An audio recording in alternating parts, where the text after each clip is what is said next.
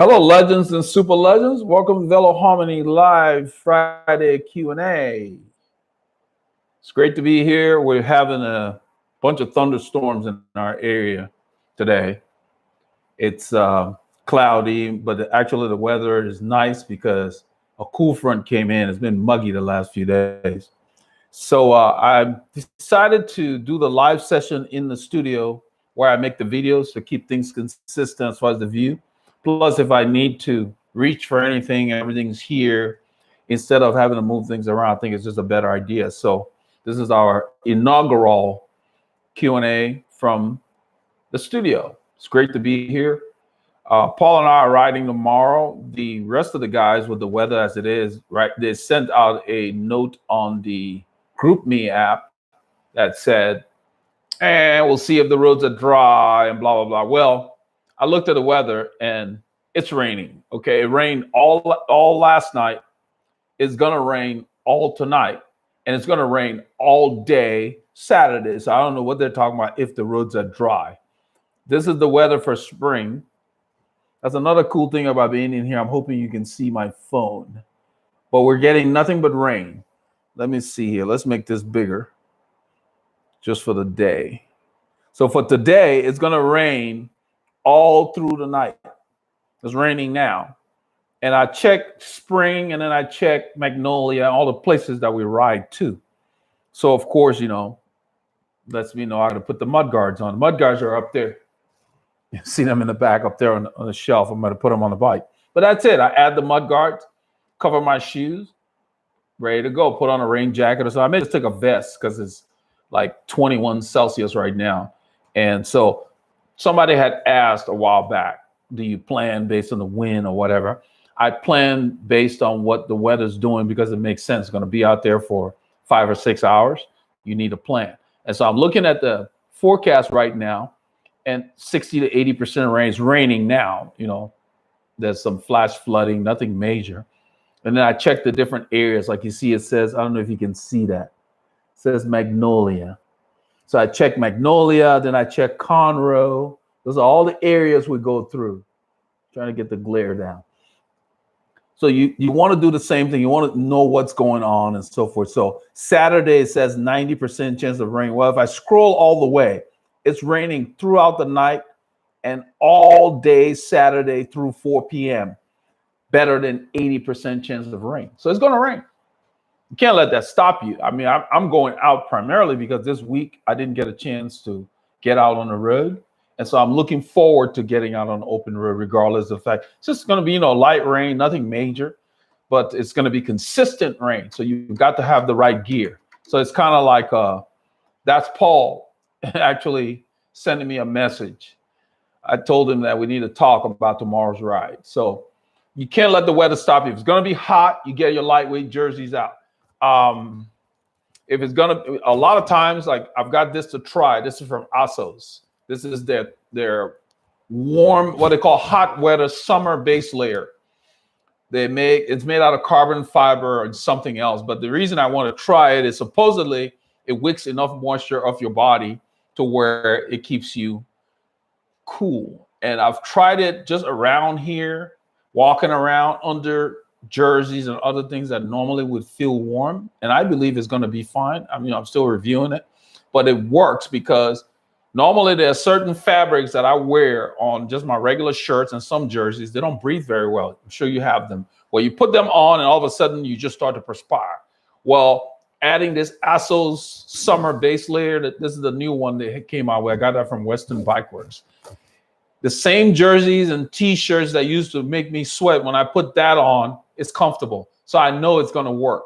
I'm going to definitely be testing it because the idea of putting on base layer in summer, you've got people on both sides of the fence. And it's something I want to try to keep me even cooler than the current breathable jerseys that I have. So let's see, we got Larry here. I said, after watching your rides, I just bought and installed my mud guards on my Trek Domani.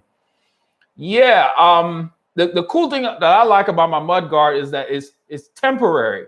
So all I made sure I did was use the paint protection film. They shipped them with a pair, and I made extra ones because I have some of those films here. I made extra copies for the other frames. You just want to put that on your fork so you don't get any scuff marks on your clear coat. For the rear, I did the same on that bike because it's painted. On the other bike, on the Colnago, I did it on the chrome because I didn't want any scuff marks on the chrome. This bike, I don't need to do it because the titanium on the orange bike, I'm not worried about it getting scuffed. It's polished, so I don't worry about that. That's all you need to do, because when you ride, you get grit and sand in between the feet and whatever surface it touches on your bike. And as they bounce around, it can just leave some little scuff marks on there. Other than that, they're great. I love it. I mean, I just, whenever I'm caught without it in the rain, I miss them because it does keep you dry and clean. You still have to do a little more cleanup than a full guard because they don't go all the way down behind the wheel, but they're better than not having any at all. John Hill, welcome. Larry says it's raining in Canada, snowing at the moment. It was raining. Oh, yeah. You guys are still cold enough to snow up there. Michael Mandarino from South Florida. Welcome, Michael. Francois Zaldi. Welcome. Let's see here. Site 19. He said, thanks for your content. You're welcome. He found my videos recently just in time to enjoy his first road bike. The videos on kit, layering, clipless, and drive-through mirror have been super helpful.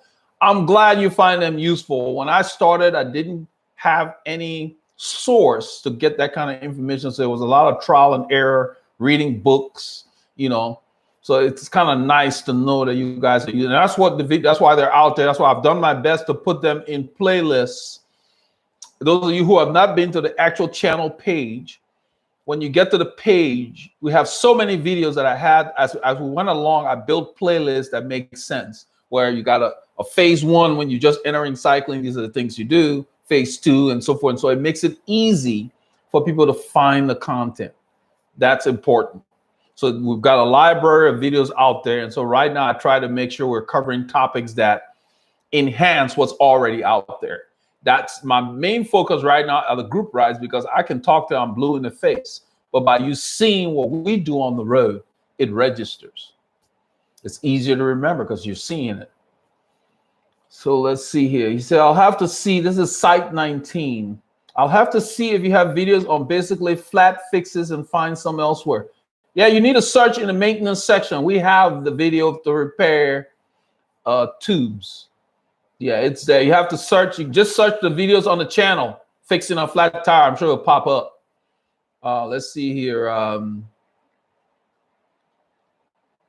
Yeah, the playlist. Yeah, the playlist structure is useful. So it helps. And I believe that the playlist structure has maintenance on there as well. There should be a maintenance playlist. So if you go in there, it covers everything, not just doing flat repair, but actually preventing flats, checking your tires, checking your bike after every ride. You know, as soon as I get back from a ride, this stand behind me, that's where I mount the bike immediately. So I can clean it, check the tires, make sure nothing's stuck in there, get it ready for the next ride. So there are no surprises. Because sometimes I have found things in the tire that had not caused a flat yet. And if I had not extracted them, there would have been a flat on the next ride. So I use tweezers to pull those out, because sometimes things get in your tire and they work their way in over time, especially that now that it's wet. If you ride through glass when it's wet, it sticks to your tire and they can work their way in. So whenever we see glass on the road, we do our best to avoid them. But if we ever go through them, I literally just stop and spin the tire to rub off any glass that may be on there, because it'll stick to the rubber. NP says, hi, Eldred. Oh, Noel Pagan. Yeah, long time. I haven't heard from you. Noel's one of our long-term subscribers. He says, does your power meter help your training? I don't use the power meter for training, Noel. I had talked about, I owned the power meter, the G3 Cyclops, and I had all kinds of technical issues with it. Yeah, I don't train to power necessarily, but yes, I believe power is the best thing that you can use as a training tool. I've trained long enough to where I know my zones by feel and so forth. So I don't depend on it. Now, when I'm riding, let's say the blue bike and it has it, I glance periodically to see what watts I'm putting out. But really, I like to train to the zones my body's working in because as I've explained before, regardless of the watts, you can put out 150 watts while you're in zone 4, meaning heart rate zone 4. Well, 150 watts won't cause you to get dropped, but heart rate zone 4 may cause acclimated your body to being in that zone. I hope it makes sense. So you can't just train with one thing. And that's the reason why even the European pros, you'll see them wearing a heart rate monitor, even though most of them have power meters. The reason being is if you have not working in zone 4, meaning the kind of breathing, how the effort feels, then it doesn't matter what power watts you're putting out if you can't stay there long enough to hang on to the pace. I hope it makes sense. Because just because you're in zone 4 heart rate does not mean you're in zone 4 power all the time. You can be in zone 4 heart rate and be coasting or slowing down or whatever, and then you're putting out maybe 100 watts at that time, and then you may put out 400 watts or whatever. So the watts are going to vary regardless of the zone you're in. So you need to make sure that you're able to handle the physical needs of each zone from a heart rate respiration standpoint, meaning, do I feel like I'm hyperventilating in zone 4 right now, regardless of what my wattage is saying? How's my breathing? How is my tolerance for this zone? That's very important. So don't depend on one thing. That's very important. He said, you're thinking of buying one, not sure if it's worth splashing $300 to $600. I'm not sure which one you want to buy, but it's a good training tool. It is a training tool. I don't believe it's the training tool. I believe it's a very independent training tool. It does not care whether you got enough rest or not, because watts are watts. That's why people like power meter. But as I've just explained, you can't only do one thing.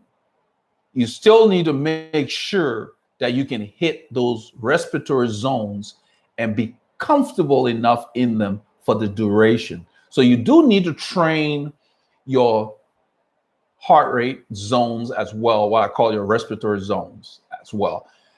The power meter, let's see, the power pod is like 2 something, I believe, thereby, which is a pretty competitive price. They have some power pedals in that range where you put 300 to 600. Garmin just came out with a new power pedal, which I like their approach. I don't like the price necessarily.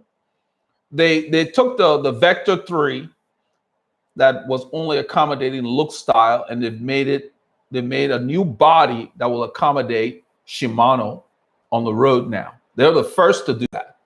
So yeah, I would have loved to get one of those, but they want like $1,090. Let's say $1,100.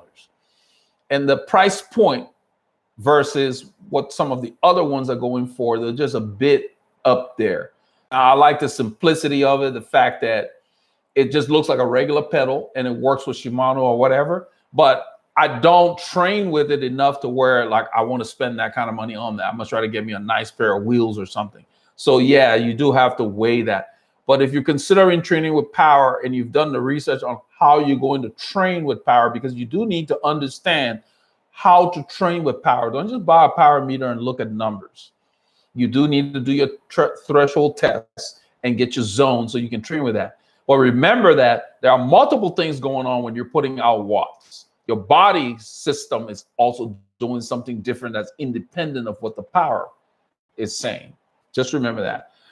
But as an independent tool for your improvement with good meter is well worth the investment, because if it's humid, 100 watts is 100 watts. If it's cold, 100 watts is 100 watts. Unlike heart rate, if you didn't get enough rest or it's real humid, your heart rate might spike based on that and throw you off thinking that, oh man, my heart rate is too high. Well, it may be too high because you're dehydrated or whatever else. Power meter doesn't do that. But it doesn't mean that you can't pay attention to that because you're using power, if you know what I mean. They go hand in hand. But if I had to pick one thing to train to, I would train with power. If you're not good with feel. But as you train with these gadgets, you still need to revert to, okay, I'm doing 400 watts for however many minutes. How does it feel? Does it feel like I'm going 5 out of 5, 4 out of 5? You know what I'm getting at. You have to develop that, because if the power meter is ever not available, you should be able to still ride and know how hard you're going. That's really important. And everybody I coach, I make them do both, because I think it's critical than to depend on that gadget 100%. You should listen to your body. Because if you're putting out 100 watts and you just feel crappy, then you know something's wrong with my engine, because I know I can handle this. So you can't ignore your engine. So yes, it is worth it. Thanks for the question, Noel. So let's see here. Derek Ewing, I'm just getting into the sport. I've been watching your videos. They're very helpful. You're welcome, Derek. I'm glad you found the channel. I try to do these things to where whether you experience or you new, you can benefit. And sometimes I may seem like I'm over explaining, but my style is I want to put out content that minimizes questions. And so those of you who are experienced, just speed the video up. But it's really for everybody. So I'm glad that is working that way.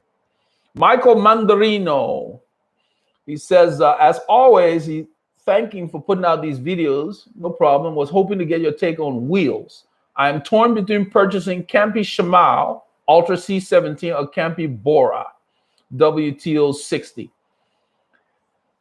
They're both great wheels, and actually I'm kind of biased because I'm kind of a Campy guy. If you look at my earlier videos, you see Campagnolo was the banner was up here. All my bikes have Campy on them, but base it on your situation, meaning that, let me move over. This orange bike there, I've got zips on them, the carbon wheels. They take carbon brake pads. Now you said Campy Shimano Ultra C17 alloy. Okay, good. I'm glad you put that in there because I didn't want to have to go look it up. The rest of my bikes, the Colnago, that one, they have alloy brake pads, meaning the pads are for alloy wheels. You don't want to use pads that you use on alloy wheels on carbon wheels, because there are little particles that get into the rubber, and plus that material is not optimal for the braking on carbon. Carbon wheels come with their own pads. So when I got the zip wheels, I got the zip pads. Tangenti, I think they call it, whatever, the zip pads. And yeah, I'm sure you can get like Swiss stop and will work too. You don't have to get zip for zips, but you want to get pads dedicated for carbon. Now, what I'm driving at is this. If you're considering, let's say you got one bike and you train with alloy during the week, and then on the weekends you want to put carbon on it, then you're going to have to switch out the pads. You can push them out and push the new ones. I had to do that a long time ago. I got tired of doing that. And that's why now I use all the alloy on this bike and that one, and I just leave the carbon wheel on this bike, because I don't want to be pushing out the pads and all that. It's just something, just my little pet peeve. So if you don't mind doing that, then you can get the carbon. But another thing is the budget, what they're selling it for. I'm sure the Campy Bora is more expensive than the Ultra C17. So you need to weigh that. Is it really going to make that much of a difference? You're not at the world tour level where the microseconds count. So no, you see me riding with these guys with regular alloy wheels. Those wheels on there, on this bike right now, is just my training set. That's a standard alloy. I can ride these wheels with those guys. You guys have seen that. Yeah, I have to work a little harder in certain situations, but I don't notice too much of a difference. Now, I'm not saying there isn't a difference. The alloy wheels, the aero wheels, when you get up to a certain speed, they roll easier, meaning they roll with less effort. So there are differences, but you need to think in terms of, what am I using most of the time? So if you're going to use, if you already got all alloy brake pads and you have alloy training wheels or whatever, and you just want a nicer set of alloy wheels, then yes, get the Ultra C17. I did the same thing when I got the Shimano C24s, I believe. They're down here. Let me grab. That's another reason I like doing the videos here. I can grab stuff and show you guys. This is the I don't know what they called it. C32, C35. I'm sorry. This is Shimano C35. I kind of put black marker on the Dura A's. I hate all the advertising just to kind of dub it down. But the reason I'm showing you this is a carbon wheel that has an alloy braking surface. Right there. This is all carbon. So I get the best of both worlds. When I put it on that bike, I don't have to change pads or anything. I just put it on there and go. So I saved these because I've got my G2, what they call it, a Vittoria G2 on there. What they call it? Vittoria Corsa. It's on there, my Vittoria. I don't train with these tires. They're kind of like high performance for event. What I call event tires. Almost like your Sunday suit. You know, you don't do the yard in your Sunday suit. So I saved the G2 Graphene 2.0 on those wheels. I used them for the group rides. That's what I used the last ride Saturday. I used that for the group rides. Tomorrow, because it's going to be wet, I will probably be using this wheel. This is working out really great. I love this. This is better. Because in the office, I can't access all this stuff. I'm going to be using this wheel tomorrow. This is just Campagnolo Zonda with the what do you call it? A Grand Prix 4000. That's what's on here. That's what the good all-year tire. They ride really well. I'm going to run 90 PSI in them, 5 PSI less than I normally do because it's going to be wet all day. So what I'm pointing out is everything I've shown you just now have alloy braking surface, so I don't have to think about it. I just swap the wheels and go. So if I had carbon wheels that I wanted to use tomorrow, I would have to push the brake pads because I don't like to loosen the nut on the brake holder itself and remove it. It's a lot easier to just push the pad out and slip the carbon pads in. So you can do that if that's not a problem for you. But that's the give and take, the pricing and the hassle with using the correct pads. I hope that helps you make a decision. But they're both good wheels. But the Bora is a step up, definitely. So you'll be, too bad they don't have a Bora with aluminum. I know they used to make zips with aluminum tracks a long time ago. They don't make them currently as far as new products, but I've got my eye out looking around for some used zips with alloy braking surfaces that I could use. And usually you can find them on eBay or OfferUp or, Facebook Marketplace if you're lucky. But that's the kind of stuff that I like to have a nice aero wheel, but has aluminum braking surface for these bikes, so I don't have to think about it. It just keeps things simple. And so then I mount tires on the ones that I want for group rides. They're already mounted. I don't have to be switching tires around. I'm done. But you need at least 2 sets of wheels, one for training and one for your good rides or your grand fundos. Okay, Michael says he has a late 2000s aluminum Cannondale Cat 8 and I'm running a Campi Veloci 10-speed group set. Yeah, good. Stick with that. They work great. You don't need, if the bike fits you, that's great, unless you're just in the mood for a new bike. Nothing wrong with that. Carlos Schabauer. Bonjour, Carlos. How are you? John Hill, he said, do you use the heart rate chart 220 minus? No, hell no. I'm sorry. That's a myth, John, because it really does not work. It's just one of those things that I wish they had never printed. You need to do a threshold test because I don't train to maximum heart rate. I don't want to know my maximum heart rate because a lot of times when you're maxing things out, let's say, for example, you're a NASCAR driver. When they max out those engines, what happens? They blow. I don't want my heart rate. I don't want my heart to blow. So you don't want to know your maximum heart rate. You want to know your functional threshold heart rate, meaning I made a video about that. It's there as far as how to find your functional threshold. What's your red line? And then you train the percentages of that. There's a threshold test that I have on the website that you can download to do your test. And that way you test and then you calculate your zones. The people that coach usually just send me the results from their test and I calculate the zones. It's on the list to do a page for the website where you can drop your result and get your own zones calculated. You know, so yeah, you don't want to 220 minus your age is old wives' tale. Let's see here.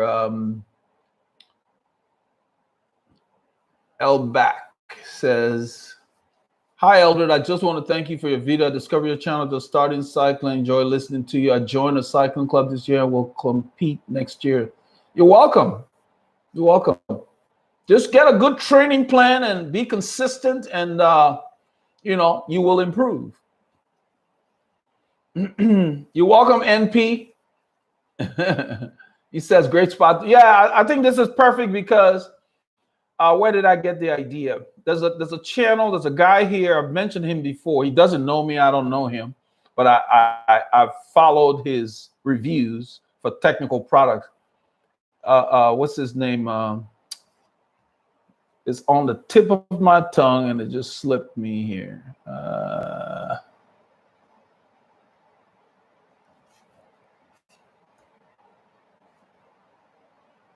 I watched his channel today. He does a lot of reviews. I'm not sure why his name just eludes me, but he did a live thing where he was covering. I like that he gets into the detail of technical stuff. I get into things that are not mainstream. And so he covers a lot of unusual stuff, like with Garmin and other things. Like he covers power meters. It was because of him I bought the Power Pod, because he started out when they did their crowdfunding and all of that. So I followed it all along. And he was one of the first people that tested the Power Pod with the strain gauge power meters to show the consistency. So that gave me the confidence to try it. And I'm glad I did. It's sitting on the bike right there. That's what I'm going to ride tomorrow. It's sitting on there. I don't move them around that much. You know, if I take out the orange bike for a group ride I'm filming, then I will put it on there. But when I'm training, I take out any bike that I'm in the mood. I don't have to have the power meter on them. So I don't train to it because I know my sensations, what zones I'm in. And you need to develop that. It's good to have these meters and the heart rate thing, but you still need to balance it off and say, okay, my heart rate is saying this, but I feel like I'm 3 out of 5, or, you know, I'm 50%. You need to just practice that. Or I feel like I can't go any faster. That's important to know that. You know, that helps, really help you. So let's see. His name will come back to me and I'll mention it. I'm not sure why I can't remember his name. Let's see here. Let me find the question I was doing that took me off. Here we go. Great spot to film. Yeah, great spot to film. So he was doing his review and he was doing it live, and he was doing it in the same spot that he does his videos. And I thought, this makes sense, because a lot of times I'm doing these live sessions and I want to reach for stuff like the wheels and so forth, and they're not nearby. And sometimes I have to hedge or pull up a page. So it just made sense. So what I did was I rigged it to where I could mirror the same setup when I film a video I'm using a webcam that's wide angle. I'm not using the webcam on this laptop because it's not as robust in terms of giving me a wide angle view. I wanted you guys to see the whole room and not just me. The one on the monitor here at the top would just show me. And so it just worked out. I tested it early this morning and I was happy with it. And the microphone I'm using is a lavalier mic that I have taped to my shirt that's plugged into the laptop, but the webcam is able to pick that up. So that was really nice because it reproduces sounds in stereo really well, as opposed to the microphone that comes with the laptop, because I don't like the sounds from the room when you use that, so that's kind of DC Rainmaker. I think that's his name. That's the name I couldn't remember. Let me see here. Yeah, DC Remaker. That's the guy. And I've mentioned him on other videos where people asked about, wanted me to do the reviews, and I said, no, this guy already has done that. No point in me reading. But he does a lot of in-depth stuff, and he's very, very thorough, and I really like that. So I got the idea. I said, you know what? It makes sense. If you're gonna do the live session, do it in the same studio. So it just makes so everybody feels at home, you know. So that's kind of cool. So yeah. So this is what we're gonna be doing, and I'll do more of these going forward. That's why I called it live Q&A, because the topics will vary. We're gonna cover different things based on the audience. So let's go on here. Let's see different things related to cycling. Oh yeah, Larry thought I meant Shane Miller. Yeah, GP Llama. I know who you're talking about. Shane's cool too. Yeah, and yeah, Shane has a good setup. In fact, Shane has gotten to the point where he looks like a newscaster. I mean, he's got like the background. You can see his. You know, I know how he does that, but it's almost like he's in a news studio. He's really taken to that level. I like this feel because I work on bikes a lot. And so this is like we're in the shop / studio.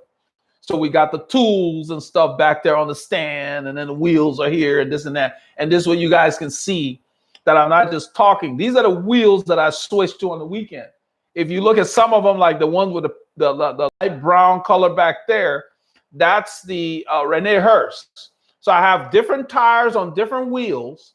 And when I'm in the mood for this, I just put it on there. But when it comes to training, during the week, I use the least expensive tires. Somebody had asked, do you buy trainer tires one time? No, I buy low TPI tires. They're very inexpensive. You can find them for $16, $18.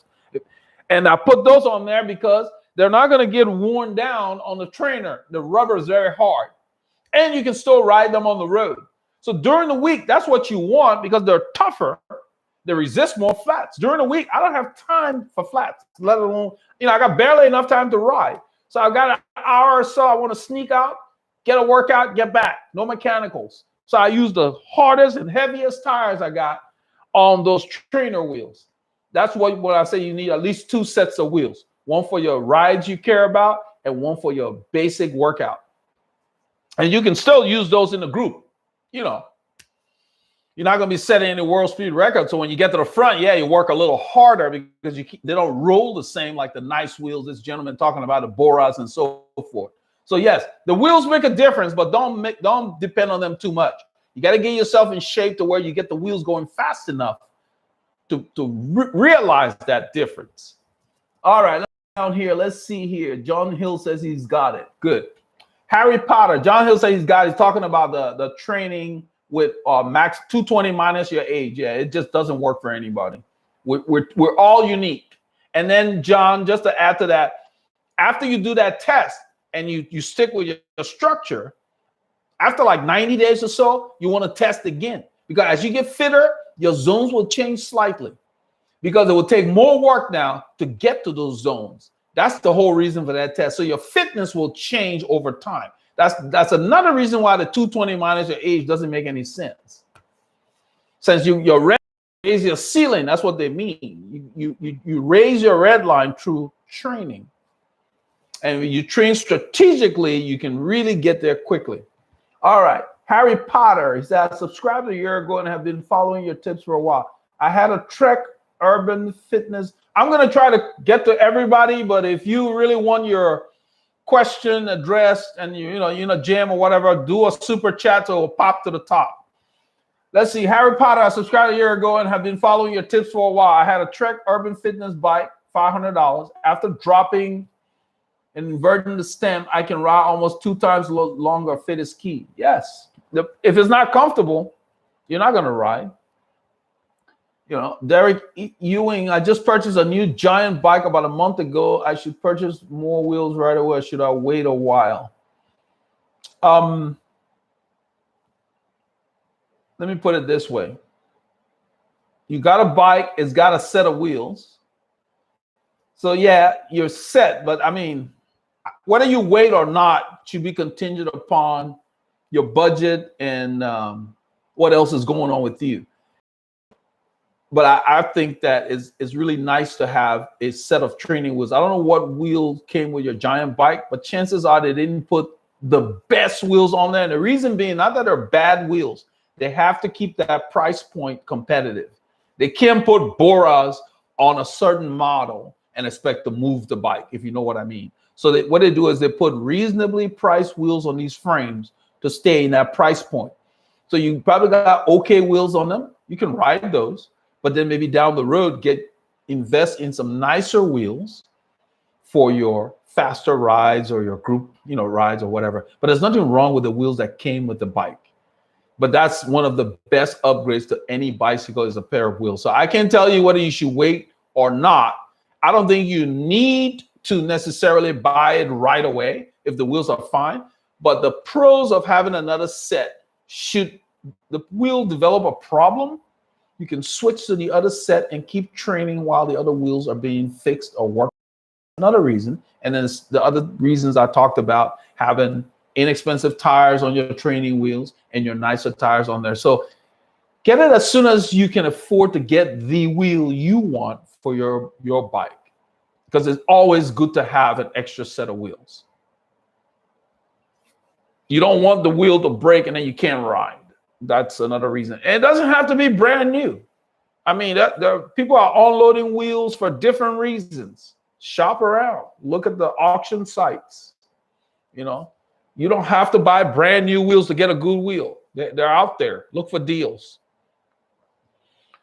So let's see here. Let's see here. Harry Potter, any chance you spin the camera to show the room setup?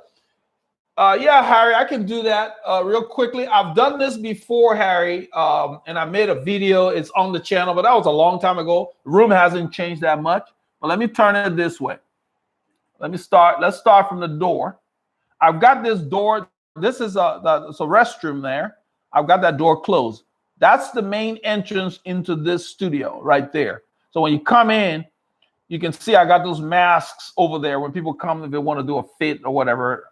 We're in a room, so I put on one. I make them put on one. You can never be too sure. We're all still learning about this thing. But once you come into the room, where I'm sitting is back away from the door. Remember, this is reverse now. So let's say it comes in like that. I don't want to take the camera off the tripod. So there's a window over here. That's my wife's bike. So that's what I'm looking at. So you're looking at what I'm looking at out the back door. That's the back porch out there. But let's come back to the room. So as you enter the room through those doors and you come in, the bikes are to the left. Behind me is left. The window I showed you is on the right that way.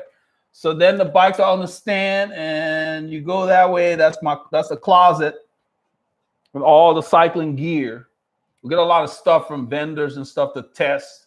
Not everything I get, I review in a video. I don't commit to that when they send them in. So I've got all the stuff in those little cubby holes over there. You can get those at Walmart, those hanging things. I just hung them because it gives you more compartments to store leg warmers, arm warmers. So I know where everything is when I need to get them. And all my cycling shoes over the years are down there. My wife has a pair of shoes there as well. And let's see, I'm going to keep going that way. Then I've got a little MacBook Air sitting over there. And these are the lights that I use to light up the studio. That one's off because I only need one. Fan on the side. There's another window. I'm doing a 360 here. So another window. And then go all the way around. And I've got my helmets over there. But I do have helmets in the closet up above there. So I have about probably 5 or 6 helmets. Let's see. Okay. I hope I didn't lose this thing. It's beeping. Let's see.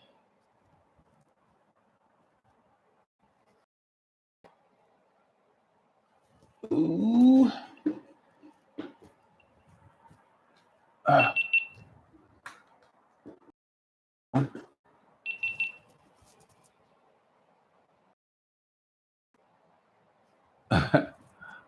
All right. There's no battery. It says no battery. Oh, shoot. Oh man, did I lose the audience here? That's crazy. Camera disc. All right, let's go back to the camera here. I need to change this. Let's edit.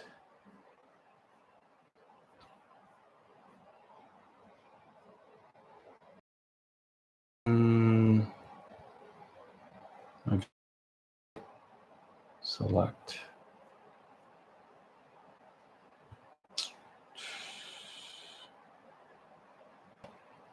Cancel.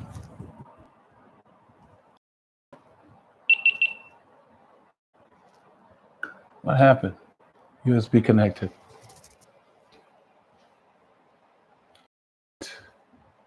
I think my connection killed.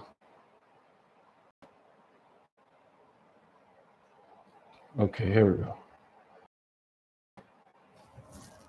Why is it showing that?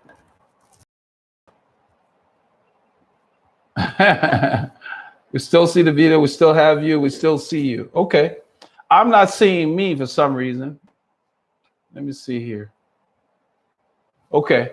Yeah, the camera beeped. The webcam beeped and told me that there was a problem, but it's good that you still see me because all I'm seeing is let's see here. I want to kind of see. You see the window? Yeah, okay. I'm trying to get this to weird. It's supposed to show me.